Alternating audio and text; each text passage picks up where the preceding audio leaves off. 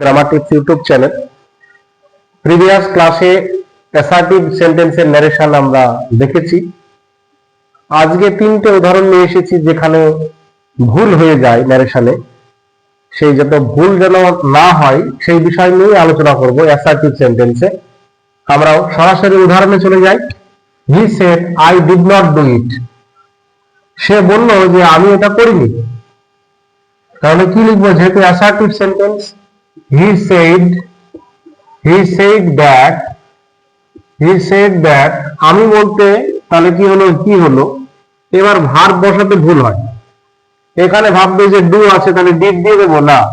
এই যে ডিড এর সঙ্গে এই ভার্বটা ডিড ছিল মানে অটোমেটিক পাস্ট টেন্স ছিল।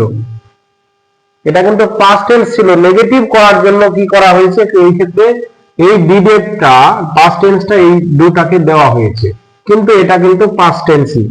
তাহলে যখন দুটোই পাস্ট টেন্স হয়ে গেল, এই দুটোই পাস্ট টেন্স, দুটোই ভার্বটা যেহেতু পাস্ট টেন্স হয়ে গেল, আমরা জানি যে কি হয় এস হ্যাড V3 হয়। তাহলে কি হবে? হ্যাড হলো আর ডান করে দিলাম। হ্যাড যেহেতু নেগেটিভ আছে তাহলে হ্যাড নট ডান ইট হলো, বাস। এবার দ্বিতীয় এক্সাম্পল কি আছে, এটা খুবই ভুল হয়, ভালো ছেলেরাও কিন্তু ভুল করে ফেলে। রাহুল সেড আই ওয়াজ ইল। রাহুল বলল, আমি বলতে রাহুল, তাহলে হি হলো, আমি বলতে তাহলে হি হলো। হি লেখার পরে আমরা কি করব? ভার্ব লিখতেই সমস্যা হয়। সবাই কি করবে? এই যে এটাও পাস্ট টেন্স, এটাও পাস্ট টেন্স, কি করে দেবে? হ্যাড ইল করে দেবে।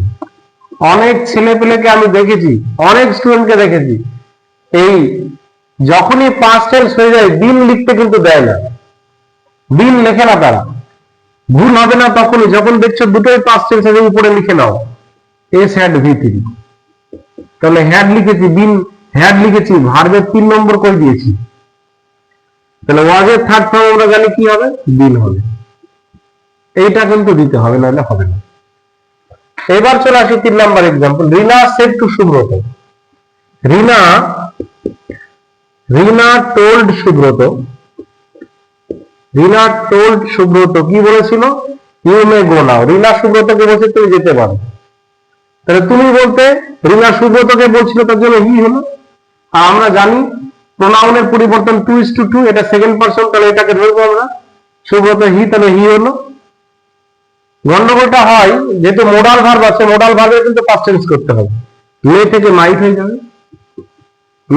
মাইট হয়ে যাবে, আর মোডাল ভার্বের পরে V1 হয়, নাও থাকলে দেন।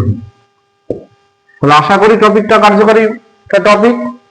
পজ করে রাইট ডাউন যদি করে না হয় খাওয়াতে অবশ্যই কাজে আসবে। যারা বিগিনার্স আছে, ন্যারেশন প্রথম শিখছে, যারা ন্যারেশন সহজ জিনিস, তাহলে ভিডিওটি কেমন লাগলো অবশ্যই কমেন্ট বক্সে জানাবে এবং লাইক, কমেন্ট, শেয়ার, সাবস্ক্রাইব করবে।